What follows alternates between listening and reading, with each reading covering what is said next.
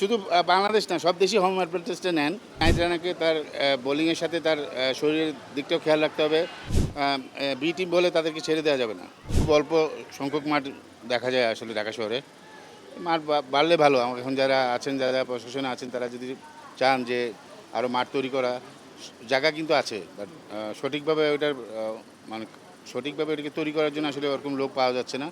যদি এরকম চ্যাননারির মতন সুন্দর একটা মাঠ তৈরি করতে পারে সব জায়গায়, আমার মনে হয় যে এই ছোটো ছোটো বাচ্চাদের খেলার জায়গাটা তৈরি হবে এবং অনেক অনেক অনেক ছোটো বাচ্চার থেকেই তো আসলে প্লেয়ার তৈরি হয়। ফুটবল বলেন, ক্রিকেট বলেন, সব ধরনের খেলা থেকে নতুন নতুন মুখ দেখা যাবে। সো আমি মনে করি যে চেয়ারম্যান বাড়ি এরকম সুন্দর পরিবেশে এরকম মাঠ যদি অন্যান্য এলাকায় তৈরি করতে পারে, অবশ্যই অনেক সুন্দর একটা পরিকল্পনা হবে আমার কাছে মনে হয়।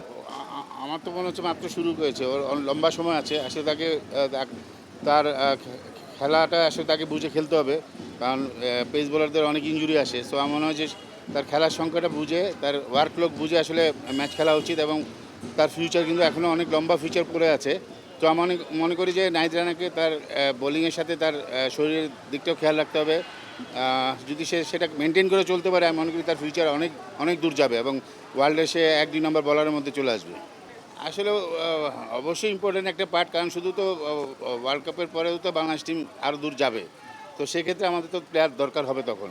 সো আমার মনে হয় যে এটা খুবই গুরুত্বপূর্ণ একটা লিগ হবে আমাদের জন্য, ফিউচার টিমের জন্য, কারণ আমাদের সামনে এইচপি আছে।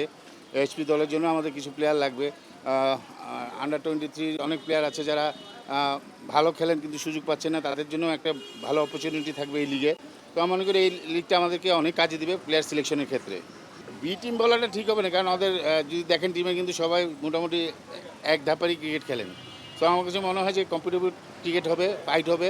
সো যে যেদিন ভালো খেলবে তার জেতার চান্সেস বেশি থাকবে। সো প্ল্যান করে যদি বাংলাদেশ টিম খেলতে পারে, তাহলে অবশ্যই তাদের হারানো সম্ভব। বাট বি টিম বলে তাদেরকে ছেড়ে দেওয়া যাবে না।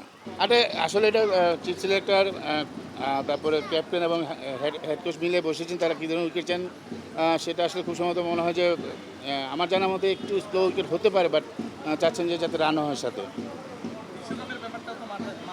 নিশ্চয়ই ওয়ানডেগুলো জিততে হবে, এখানে পয়েন্টের ব্যাপার আছে, 9-এ থাকতে হবে, একটা সমীকরণও রয়েছে। সব কিছু মিলে আজকে হোম অ্যাডভান্টেজটাও কি নিতে চাইবে টাইগার? শুধু বাংলাদেশ না, সব দেশই হোম অ্যাডভান্টেজটা নেন। তো বাংলাদেশও চাবেন সেটা অ্যাডভান্সটা নেওয়ার জন্য। সো আমি মনে করি সেটা তারা নেওয়ার কাজই করবেন। সো ফার আমার কাছে মনে হয় যে বাংলাদেশ টিম যে শেইপে আছেন, তারা যদি তাদের সঠিক খেলাটা খেলতে পারেন, তাহলে আমার মনে হয় যে আমাদের হোম উইকেটে আমরা তাদেরকে হারানো সম্ভব।